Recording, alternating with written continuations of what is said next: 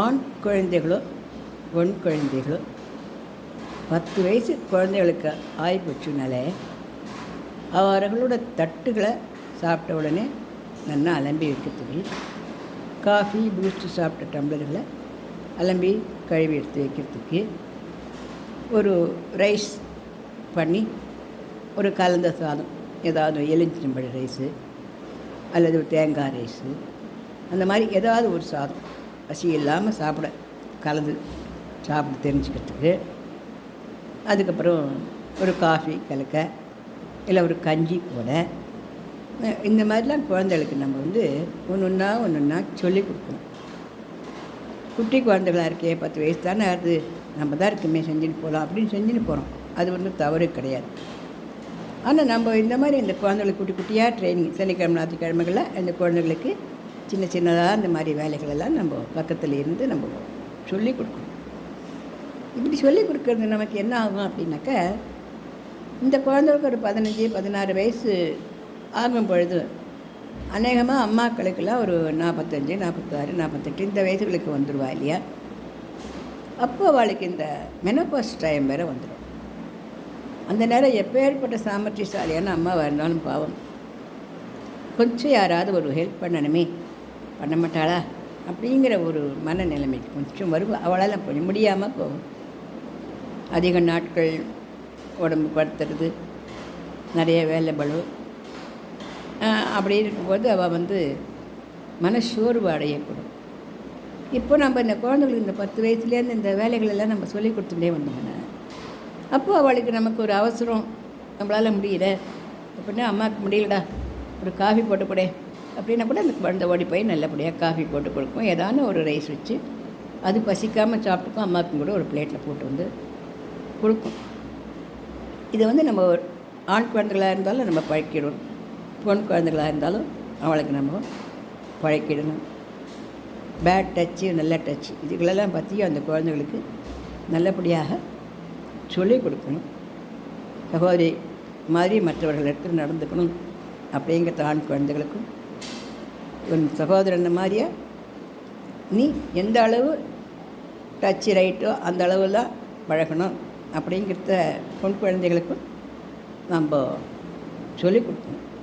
இதெல்லாம் நம்ம அந்த குழந்தைகளுக்கு சொல்லிக் கொடுத்தோம்னா, அப்புறம் அவள் ஹாஸ்டலில் தங்கி படித்தாலோ, இல்லை வெளியில் வாசலில் ஒரு வெளிநாடு போக வேண்டியிருந்தால் கூட அந்த குழந்தைகளுக்கு இதெல்லாம் ஒரு உபயோகமான ஒரு டிப்ஸாக இருக்கும். அதுபோல் வீட்டில் கண்ணா பின்னா துணியெல்லாம் தொங்கிட்டு இருக்குது அப்படின்னா, துணிகளெல்லாம் மடித்து வைக்கிறதுக்கு, குளிச்சுட்டு வந்தோடனே டவலை சுருட்டி போடாமல் அதை பிழிஞ்சு வெயிலுக்காக கொண்டு வளர்த்துறதுக்கு, தன்னோட இன்னர்ஸுகளெல்லாம் நல்லா எல்லாத்தையும் துவைக்கிறதுக்கு போடாமல் தானே நல்லா நீட்டாக துவைச்சி வச்சுக்கிறதுக்கு, இதெல்லாம் சின்ன சின்ன வேலைகள் மாதிரி தெரிஞ்சால் கூட குழந்தைகள் படிக்கிறதுகள் நிறைய பாடம் இருக்குது, நிறைய எழுதுறது, நிறைய படிக்கிறது. என் குழந்தை அதுக்கு இருக்கலாம், எங்கள் டைம் இருக்குது அப்படின்னு நம்ம நினச்சா கூட இந்த வேலைகளெல்லாம் அந்த குழந்தைகளுக்கு நம்ம சொல்லிக் கொடுத்தோம் அப்படின்னுக்க வீட்டில் எல்லாருக்குமே சந்தோஷமாக இருக்கும். இன்க்ளூட் அந்த குழந்தைகளுக்கும் அது ஒரு நல்ல பழக்கங்களையும் ஏற்படுத்தும், நல்ல ஒழுக்கங்களையும் ஏற்படுத்தும். இந்த குழந்தைகளும் உற்சாகமும் செய்வாள். எப்போ பார்த்தாலும் படிக்கிறது, எழுதுறது, அதுக்கப்புறம் ஓடி போய் விளையாடி நிற்குது. இவ்வளோ தானே அவளோட லைஃப். அவளுக்கு ஒன்று பண்ணி சாப்பிட்ணும் போல் இருந்தால் அவளுக்கு பண்ணி சாப்பிட தெரியும்.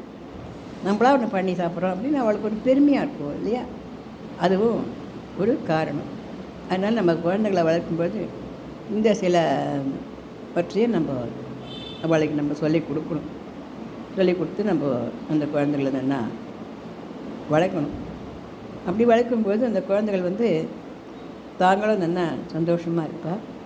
யாராவது வீட்டுக்கு பார்க்கச்சியும் கூட இந்த குழந்தைகள் அந்த மாதிரியா உதாரணமாக வீட்டில் குப்பை போட்டுருந்துச்சுன்னா கடகடான குழந்தை ஒரு 5 வயசு 8 வயசு குழந்தை இல்லை 10 வயசு குழந்தை கடகடான அந்த குப்பையெல்லாம் தூக்கி கொண்டு போய் டஸ்ட்பினில் போட்டு அதை இடத்த க்ளீன் பண்ணிட்டுன்னா அது பார்க்கவே ரொம்ப அழகாகவும் நல்லாவும் இருக்கும்.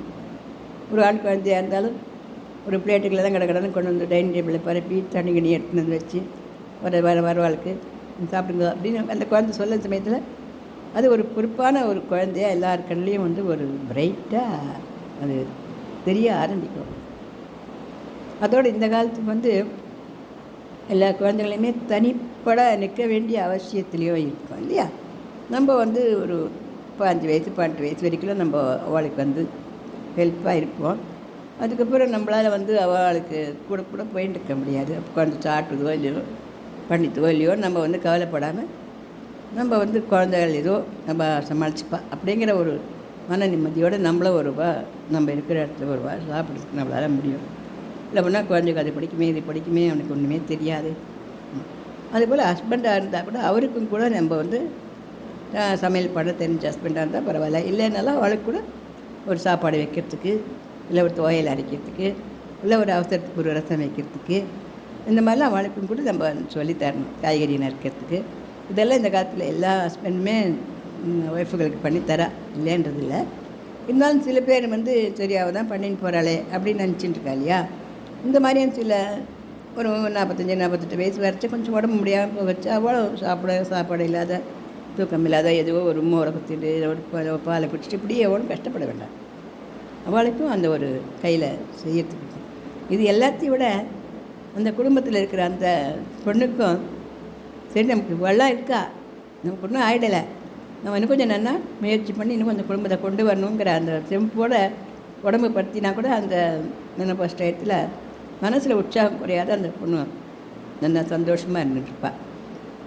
ஒரு வீட்டில் ஒரு இல்லத்தரசி சந்தோஷமாக இருந்தால் அந்த வீடு எவ்வளோ லக்ஷ்மிகரமாக ஒளிமயமாக இருக்கு இல்லையா. அதனால் இந்த சமாச்சாரங்களெல்லாம் நான் இதில் சொல்லிட்டுருக்கேன். இதெல்லாம் ரொம்ப நல்லது. குட்டி குட்டி சமாச்சாரங்கள் மாதிரி இருக்கவிய இந்த குட்டி குட்டி சமாச்சாரங்கள்லாம் நம்ம குழந்தைகளுக்கு நம்ம வந்து சொல்லி கொடுக்கணும். படிப்பு முக்கியம், நல்லா படிக்கணும், குழந்தை நல்லா வரணும், படிக்கணும்.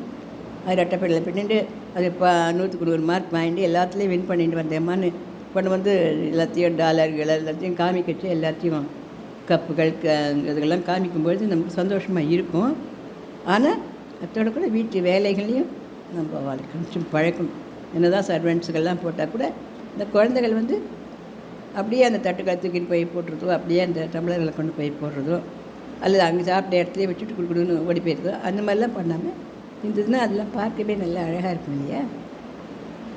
நம்ம குழந்தைகளுக்கு இதெல்லாம் நம்ம சொல்லி கொடுத்தோம்னாக்கா சின்ன சின்ன விஷயங்கள்லாம் அதுகளுக்கு வந்து நினைவுகளாக அது ஹாஸ்டலில் இருந்தாலும் நிறுத்தில் இருந்தாலும் அம்மா நமக்கு நீ சொல்லி கொடுத்தால லெமன் ரைஸ் பண்ணுறதுக்கு பரவாயில்ல, நமக்கு இது பண்ண தெரியுது அப்படின்னு மற்ற ஃப்ரெண்ட்ஸுங்களோடு சேர்ந்து இருக்க வேண்டிய டைங்கள்லாம் இருக்கும் இல்லையா அதுகளுக்கு இந்த ஹாஸ்டல்லாம் தங்கி வச்சு.